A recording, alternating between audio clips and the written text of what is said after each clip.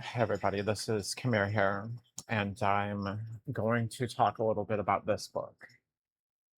And so this is The Hidden Nazi, the United States of America's Deal with the Devil.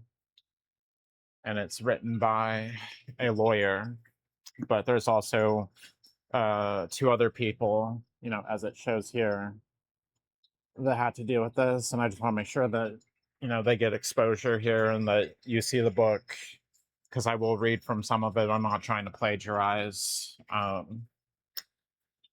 But the hidden Nazi refers to Hans Kammler. He was the plenipotentiary of the secret weapons projects, the wonder weapons projects of the Third Reich. That is, plenipotentiary means the supreme authority on whatever subject they're the authority on. And we made some terrible deal with the devil, like he puts in the subtitle of the book here. At the end of that war, we faked Kammler's death, and he goes to great lengths, in this book to prove that. And he's a lawyer, right? So you're gonna, as you would think, it's going to be very scrutinized, and it's going to be very good arguments, and it's going to be sure there's a burden of proof, right, in order to support such an argument. So he makes a pretty strong argument, and he only makes an argument for things that he can prove, before someone wants to sit here and say this is conspiracy theorism. There are actually many documents that are in this book. I could scroll through it right now and find pictures of documents that they've been able to bury up about our activities related to Kammler at the end of that war. So I really recommend check this book out. I can't express how much we need to learn what happened really at the end of World War II and how that got us to this point. You have to kind of look back to be able to understand how we got to this moment right now that we're at in this country, where neo-Nazis can unfurl their flags pretty much with impunity. When J.D. Vance, for example, before Donald Trump becomes president for the second term, tells them to, basically. In Springfield, Ohio is what I refer to, just to be specific, and the cats and dogs and the Haitian immigrants thing.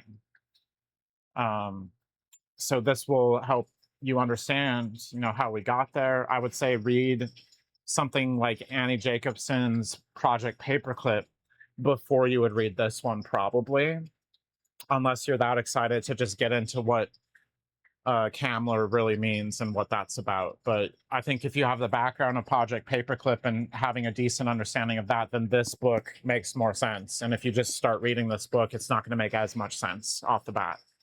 So that's why I would say that. But anyway, today we're going to talk about what was called Project Abstract. And so Project Abstract was an interrogation of Dornberger and von Braun in 1947. A decently long amount of time after the war. And basically, we as America realize he's pulled us a fast one on some level in some way. So we need to interrogate them in order to figure out what are their real intentions here, what's really going on. So I'm going to read a little bit from the author here for you. And I guess I also want to say I decided to make this video because I looked for a YouTube video about Project Abstract. There is nothing that I could find at all in my search. So I'm going to put this video up mainly because it doesn't seem like it's even out there. And they so much want to continue to portray von Braun, people on the right, people still hospitable to this nonsense. They want to make him look like he's some American hero. And I guess a little bit of background about von Braun, just to kind of put this into terms. He became an American citizen in America at the end of the war.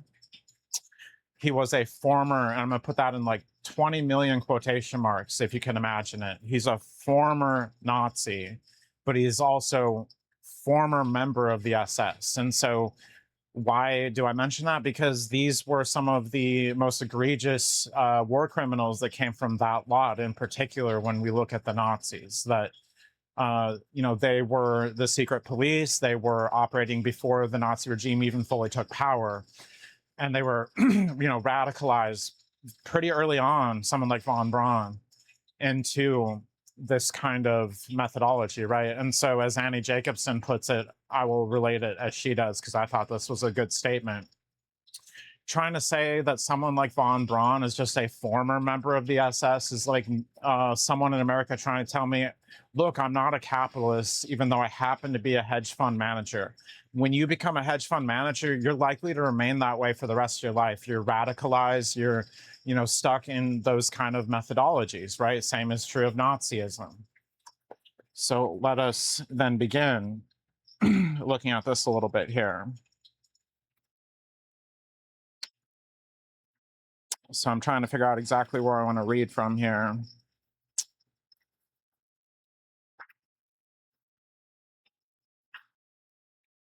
Okay, just give me 1 second here. Okay, so the interrogation was conducted on March 8th. I'm reading from the book, just to be specific. These are not my words. And all credit to them for, again, this was not easy for them. They had to really dig around. So the interrogation was conducted on March 8th, 1947 at headquarters, the US FET, by head Fiat interrogator Edmund Tilley and Dr. John H. Marchant of Brown University, who had become dean of Brown University's engineering department and the chairman of the Center for Scientific Computation. Tilley and Marchant began the interview knowing that in April 1945, someone had ordered boxes buried, including a small tin box that contained a master location map for other larger buried boxes. One at Oberjoch in the south and several at Bad Sachsa, the headquarters of von Braun and Kammler. Oberjoch was in Bavaria near the rocket team's surrender. The tin box had now been found, though not in its original spot, and it still contains several master location maps. The burial site of the lone box at Oberjoch in the south had been located, but that lone box had already been removed, though some of its documents remained scattered at the site, damaged to the point of uselessness. The burial sites in Bad Sachsa for the several other boxes were found, but those locations had also already been pilfered. This began to smell like a Tom Clancy novel. In the interrogation, von Braun claimed he knew nothing about these caches, but it's clear he was lying. Von Braun's testimony is contradicted by the testimony of Dornberger, of others who buried documents at von Braun's direction, and even of von Braun's own parents. Dornberger and others distinctly remember von Braun being present when the tin box with the master location map was buried, though von Braun denied it. Dornberger also testified that von Braun had shown him a location map just after their joint surrender to the Americans. This suggests that it was von Braun or his agents who had already returned to the burial site of the lone tin box, retrieved that box, copied the location maps, returned the tin box to its approximate but not precise location, and then pilfered the caches of hidden boxes. It is clear that von Braun directed the burying of documents, records, and instruments to make a post-war German rocket program possible. And once he was in American custody, he failed to disclose the cached records promptly. Of course, von Braun was in a tricky situation. If he had told the Americans about the buried records up front, he would have been giving up leverage and also foreclosing the possibility of a fallback deal with the French or British. Then, once he had formalized a deal with the Americans, he could not admit to the existence of the records or his part in keeping them from Americans, because he would be viewed as less than forthcoming. So von Braun tried to finesse the situation by sending the master location sketch, the legend to the sites of the large stashes of buried documents, to colleagues in Germany who were bound for America. Once they arrived in America, they would then present this gem to von Braun, who could in turn offer it up as newly found information.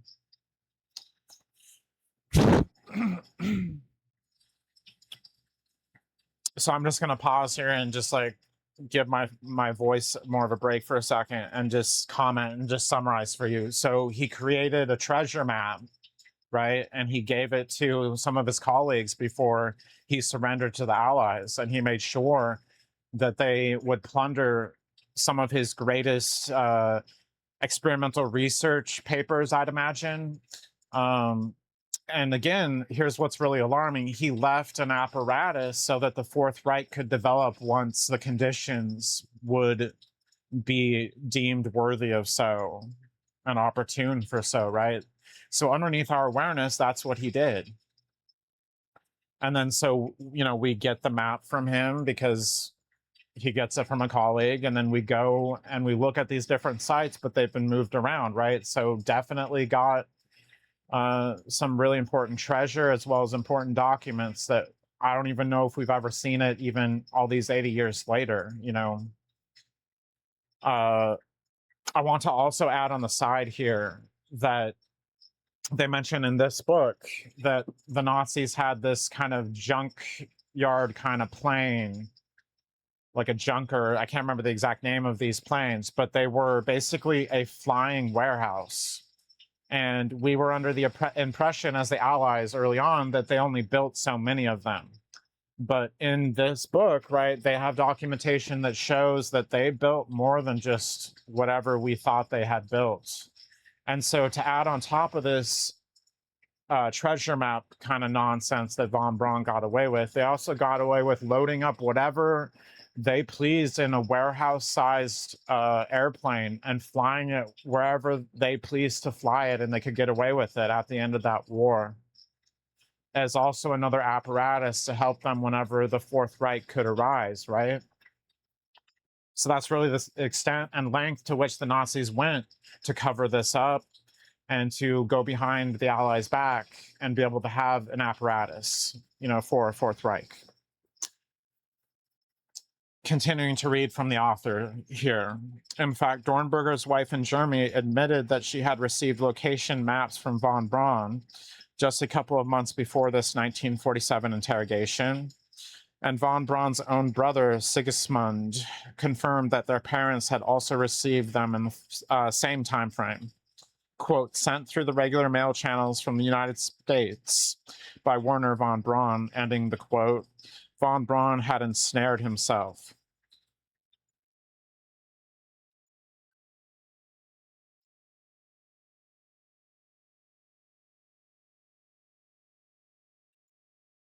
I'm just kind of skimming here to see if I want to read this part to us. Okay, I guess this is worth mentioning because it kind of explains how we would get the documents more. Hans Was, the former general manager of Peenemünde West, if I butchered it, I don't care, made a statement concerning yet another set of burial records and instruments. Was stated that in September 1946, he and Bernhard Hohmann, a Peenemünde West engineer, dug up, quote, one of 3 copper tubes which contained A, lists of instruments hidden on various farms near Westermund, and B, location sketches of the hiding places of 3 boxes of Peenemünde West documents. This angle of inquiry was important to the agents on Project Abstract because they went to the extraordinary step of tracking down, interrogating, and taking a signed statement from Hohmann's wife. Hohmann was supposed to take the purloined documents to America and turn them over to von Braun, who would triumphantly present them to the Americans. According to both Was and Dornberger, von Braun was not a mere participant, but a quote-unquote the directing genius in this scheme. Von Braun's withholding of documents and instruments from the rocket program was not a one-off. He also snuck at least two scientists, that non-scientists, blah, people that he claimed were scientists, right, into the US under false pretenses. So again, that's another way he screwed us over. He would bring over some of his friends, and who knows what he did with them, even though they weren't even scientists. We took him at his word, apparently. The March 1947 interrogation next jumped wildly to nuclear research in Germany. But why? Why would Tilly and Marchant ask von Braun about nuclear research? I'm reading the author again, if you're not clear.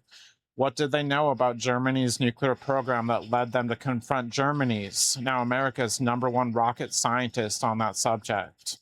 Of course, von Braun denied even contemplating mating a nuclear warhead with one of his rockets, much less taking concrete steps in that direction. I don't believe him, says the author. He did admit, for the first time ever, that he had been in contact with the German nuclear research team headed by Professor Werner Heisenberger, Dr. Weizsäcker, and Manfred von Ardenne. But he claimed that was only about the possibility of using nuclear power to propel the V2. I'm going to stop here for a second and kind of explain why I think they asked the question, and it's based on what they provide at other points in the book. So the long story short is that we had business contacts in the Third Reich, and we even had military contacts in the Third Reich. Especially as far as the military ones, it's like especially a couple years before the war ended. So we made some deal with Kammler, and he had the secret weapons information of the Third Reich. There was a U-boat, if you recall, that was supposed to go to Japan, and somehow it ended all the way up over at the border of Canada, at the shore there. And the people on that U-boat said, no, look, we want to surrender to the Americans. And it just so happens that many of the people on that U-boat were friends of Hans Kammler. And it just so happens that there's a ton of Nazi Third Reich technology we're able to requisition off that U-boat. And so where this ties into the nuclear power and the nuclear weapons aspect angle here is that off of that U-boat, we got a fuse that allowed us to detonate the atomic bomb on Japan at just that precise moment. And we got it from the Third Reich by helping fund a nuclear program within the Third Reich near the end of that war, underneath the awareness of Hitler, and as part of that Kammler deal on some level. And while that's more kind of up in the air, I can't like fully express exactly what this looks like. Kammler did things like destroy a special prototype of the V2 that probably had a chemical capability, if not a dirty bomb capability. And if you actually look into this more, the Nazis were considering at least a dirty bomb. It's pretty easy to produce one, and it's very devastating to populations. So why are they asking von Braun about the nuclear program? That's my answer as to why. And while some of the details of what I said are certainly debatable, it's debatable as far as like how much we were internalized into the nuclear program or not. But at the very least, you can trace Alan Dulles loosely in the orbit of Ardennes, the one person mentioned from what I just read. And that alone is enough, to draw questions and to draw scrutiny on some level, right? And I don't even need to know exactly what happened. Just the fact that you're in the orbit of that, and then you get a fuse at the end of the war that otherwise you wouldn't have a complete atomic weapon, says volumes about what this really concerns and why they're asking this question.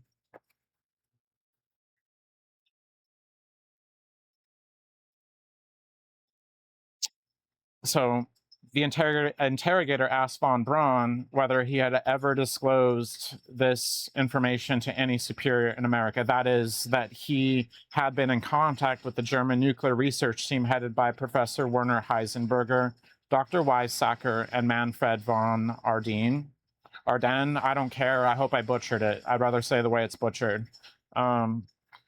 So von Braun, a highly intelligent man, knew the Americans had a keen interest in any information concerning German nuclear physics and research. But no, Von Braun had not disclosed the contact between his rocket team and Germany's nuclear research project.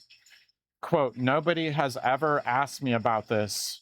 Von Braun's exact words in this interrogation. An appallingly cagey response. "Nobody has ever asked me about this." Von Braun then let drop that fellow rocket expert Helmut Grotrup had recently visited him under Operation Osoa Viak Him, a project under which the Russians forcibly recruited German scientists. Grotrup had been recruited at gunpoint by and was working for the Russians. Grotrup was inarguably the best German engineer the Russians had. Von Braun's mention of his contact with Grotrup should have raised red flags. It is unthinkable the Russians would send their highest ranking German recruit to visit with the Americans, highest ranking German recruit, without an ulterior motive, without trying to win von Braun over to the Russian cause. But this lead was left dangling. Von Braun did his credibility further damage when he claimed that he had no rank in the SS in 1942. His flat-out lies were becoming so obvious I was finding it difficult to believe anything he said, says the author. Still, von Braun did make some other disturbing admissions in this 1947 interrogation. This one's really disturbing, so I guess I'll just kind of warn you. For example, he admitted that in 1944, he had told German Army Weapons Research that the V2 could be outfitted with the Roschling Geschosse shell, a chemical weapon, a bunker buster shell that could pierce armor as much as 6 feet of concrete and would be filled with a, quote, new highly concentrated acid smoke, end of that quote, that would blind everyone it touched. The pairing of the V2 and the Roschling shell was ultimately vetoed by Hitler himself, who feared retaliation by the Allies. Unbelievably, Colm had uncovered proof that von Braun was prepared to do what even Hitler thought too extreme. Think about that for a moment, and we're going to stop there. Yeah, let's think about that for a moment. We let him become a citizen, yet this guy is more than willing to do even more despicable things than Hitler did. And so I think it's completely the wrong thing, the wrong choice to let this individual become a citizen of this country.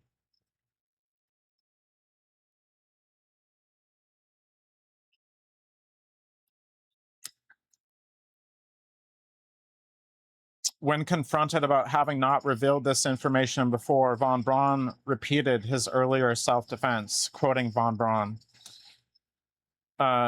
Excuse me, I'm not quoting von Braun. I don't know who he's quoting here. I'd have to look in the footnotes. So anyway, I'm guessing it's the interrogator. He did not tell any American experts of this project because he was never questioned on this topic. Never questioned on this topic. Unbelievable. Naturally, the Allies had been unable to ask about a project they did not know existed. Given all this, I put no confidence in von Braun's denial that he had never contemplated delivering nuclear weapons with any of his missiles.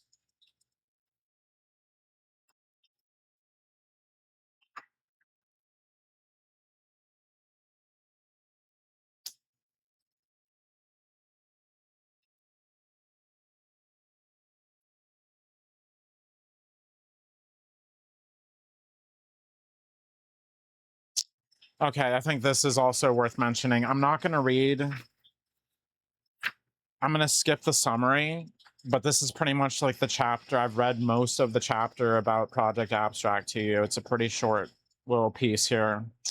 So this is worth reading. I'm going to go ahead and do it. So basically, the final batch of documents was quite the batch that the author is getting, because there's 2 other people, that help make this book, and they're kind of the investigators and the data gatherers, and he's kind of the one that analyzes it and forms an argument, right? So the final batch of documents was quite the batch. The ones found by Keith weeks ago that had triggered Colm's targeted search. Keith and Colm had decided not to share them with me until Colm's half of the search had been concluded. Keith's first document was on August 19th, 1947, quoting the name of this document, Brief Operational Report on Redacted, from the CIC, that's the Counterinsurgency Corps. The CIC had a lot to do with hiding Kammler at the end of the war. So there's a lot of documents in this book that they unearthed from the CIC that prove what's going on here. What wasn't redacted from the report's title was simply spectacular. Transfer by SD, I'm quoting here, from Tuschler Hyde to Italy of 4 boxes containing documents, research data, instruments, and substances connected with guided missiles and atomic energy. End of the quote. Tuschler Hyde in northern Poland near the town of Tuszola became the V1 and V2 test launch site after the Russians got too close to Bilzna. But Tuschler Hyde was also an SS experimental research station. A fair amount of the rest of the report was redacted, but much was intact. Paragraph 4A. Atomic research and development at Tuschler Hyde was coupled with research on guided missiles. End of the quote. So many things I had to read twice, not from inattention, but from incredulity, even when I was expecting revelatory material. This was really something, missiles paired with atomic research. Then my eye caught, quoting from the document, atomic research and development. Development meant production, at least of prototypes.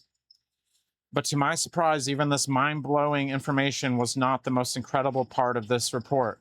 The CIC report documents the shipment of 4 important boxes from Tuschler Hyde to Italy in March 1945. The manner of their shipment and the guards present, mean that the boxes were considered unusually precious. Indeed, they contain, quoting from the document, research data on V weapons and atomic research, and, quoting here again, 40 to 50 small ampullae files full of whitish liquid, labeled U234, U23, and capital P, capital L, capital U. Enriched uranium, plutonium. The atomic research had been conducted in 1943 and 1944. The boxes were buried near Verona, Italy. This part of Project Abstract, Operation Arrival, was out to recover the missing records and equipment, noting that the Russians were also in hot pursuit. So it was a race between the Americans and the Russians. The burial site had been discovered by the Americans, the CIC, but it had already been pilfered by parties unknown, with only bits of paper and one of the labeled files left behind. Then came a most bewildering mention in the report, a new name, Professor Dr. Niels, not otherwise identified, at Tuschler Hyde, who, quoting the document again here, produced a number of atomic bombs weighing from 1 to 5 kilograms. Niels should be traced and questioned in detail. Ending the quote from the document. Unbelievably, Keith unearthed a U.S. Army CIC report claiming that the Germans had created small atomic bombs. Oddly and suspiciously, there is no further detail on this claim, which is so confounding it makes me question its seriousness. I have no doubt it was reported as true, but perhaps the author of the report, without saying so, found it not credible. Otherwise, why slip this bombshell finding into paragraph 25 on page 10 of a 12-page report without even repeating the finding in the report's conclusion section? Still, this was a spectacular find by Keith. Not just an atomic bomb, more than one.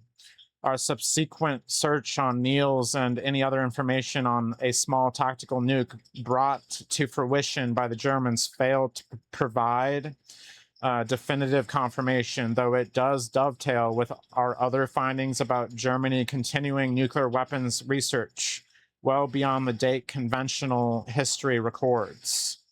Tuschlerheide was an SS post and V2 research facility.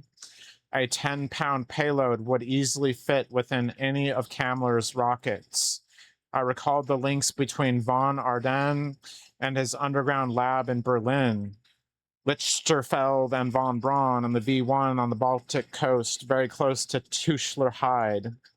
Von Ardenne, recall, claims he was inventing a, quote, super weapon.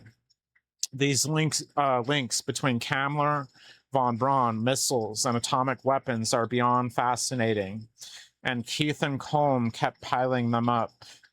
Yet another document discovered under the Project Abstract rubric implicated von Braun in the case of yet more hidden documents. This on Operation Oberjoch. Oberjoch is a small German village southwest of Munich, quite near the border with Austria. The search for research documents there was in part directed by the location maps von Braun had sent from America to his family and Frau Dornberger in Germany. The report found that, while such documents had been stashed there, they had since been removed.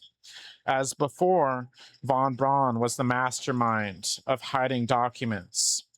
Quote, all evidence points to von Braun and Axter as those chiefly responsible, ending quote from document.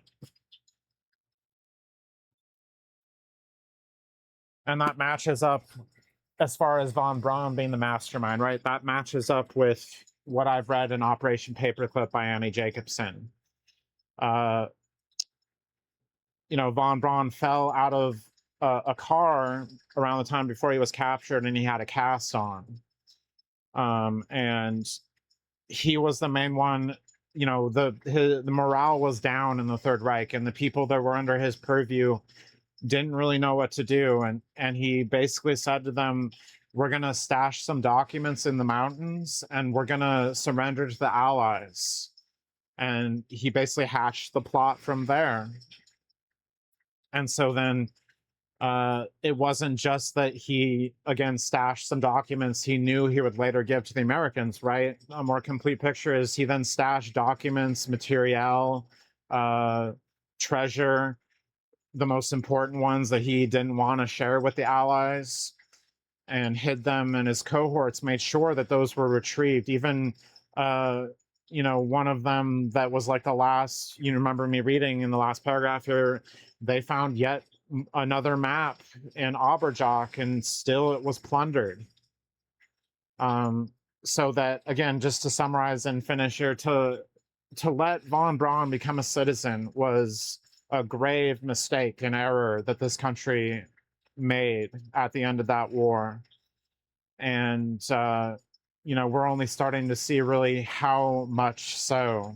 And it's exceedingly egregious that we let him get away with all of this. And he was really the mastermind of helping the Fourth Reich be established. You know what I mean? One of the main people other than Axter, it sounds like, right? And we just let him become a citizen. We let him be in an opportune position at the end of that war. And I will never agree with it. I think it's fair to say I don't know national security. I don't know everything about this even. I can't make the call at the end of the day. I mean, that's fair. But here as a citizen, I will tell you what I would direct, because again, it's supposed to be a military that is not just directed by a commander-in-chief, but listens to the direction of we the people that the commander-in-chief then gives off as orders to their men and women. I would say use the Nazis at the end of the war, sure, but do not let them become American citizens. Or if you are going to let them become a citizen, you better really, really, really question if it's worth it, and make sure that that person is heavily scrutinized and interrogated, and not just launched off here to be a citizen, which often they did not do. They would often just kind of rush them out here. And, because the Cold War is going on and we want to get going so that we have a resistance against the Soviets. But in our blindedness and paranoia, this is what we let happen here. So let's just go ahead and, use for example, the Luftwaffe air base where much of the experimental Luftwaffe research happened. Let's use Nazis and take them there, which initially that's what we were doing, right? And it wasn't until a bit later that we then recruited Nazis as citizens. So yeah, use them in these capacities, but not as citizens, not in this form and function. And that's where they crossed the line.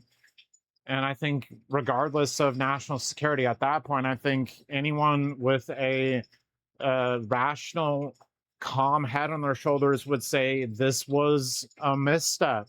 And while maybe the people at that time couldn't fully see it or comprehend it, now we need to acknowledge that we've made this misstep.